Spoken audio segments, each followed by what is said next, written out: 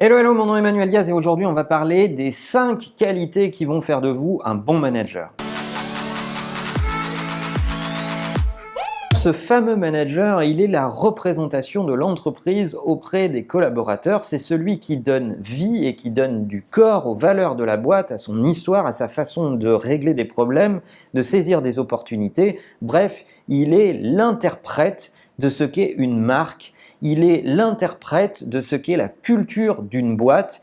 Et au final, comme les grands textes, s'il n'y a pas de bons interprètes, on peut être déçu des grands textes. Indépendamment de sa culture et de sa connaissance du métier et de son degré d'expertise, qu'est-ce qui fait qu'un manager est un bon manager et qui va avoir l'ensemble des qualités nécessaires pour être le bon interprète de la marque employeur? Alors pour vous faire gagner du temps, j'ai réuni les 5 qualités principales qui feront de vous un bon manager. Premier élément, c'est être capable de garder une overview sur tous les sujets, de ne pas perdre de vue le but ultime, l'objectif, et de guider les équipes à travers cette pérégrination, ce voyage, pour ne pas se perdre dans les détails. Un bon manager va garder le cap, va arriver à fabriquer un consensus sur le fait que c'est bien là qu'on va et qu'en chemin, on va certainement abandonner des choses intéressantes mais qui ne servent pas l'objectif final.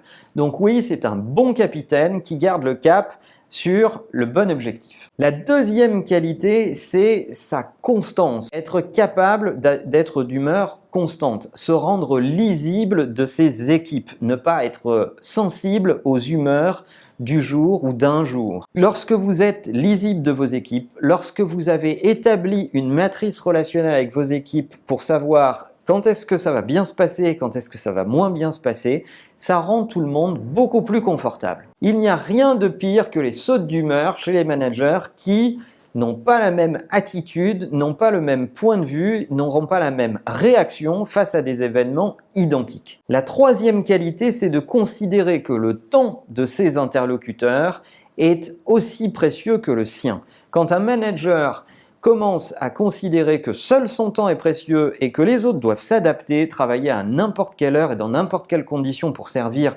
ses objectifs, c'est une catastrophe. Ça ne crée pas de sentiment d'équipe.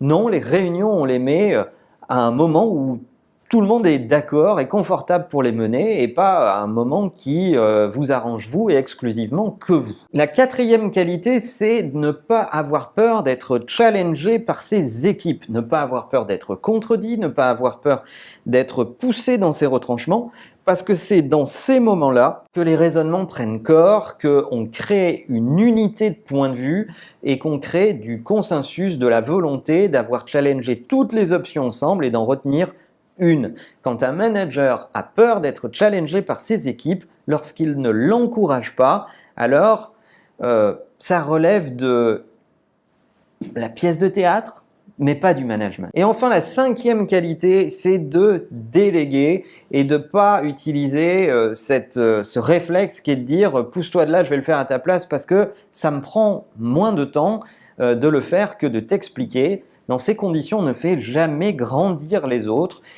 Oui, il ne faut pas faire par soi-même, il faut un maximum déléguer, profiter de chaque occasion pour enseigner, avoir la volonté de transmettre et essayer d'itérer. Ça peut parfois donner le sentiment de perdre du temps, mais en réalité, c'est du temps investi parce que lorsque vous expliquez, vous gagnez du temps pour l'avenir, vous donnez de l'autonomie aux autres et vous formez. Voilà à mon avis quelles sont les 5 grandes qualités d'un bon manager. Je ne sais pas si vos managers répondent à ces qualités, mais en tout cas, chez Imakina, c'est celle qu'on emploie pour essayer de détecter ceux qui seront les bons managers de demain. N'oubliez pas que Marche ou Crève est également disponible en podcast sur iTunes et en attendant, la meilleure façon de marcher, c'est de vous abonner. À bientôt.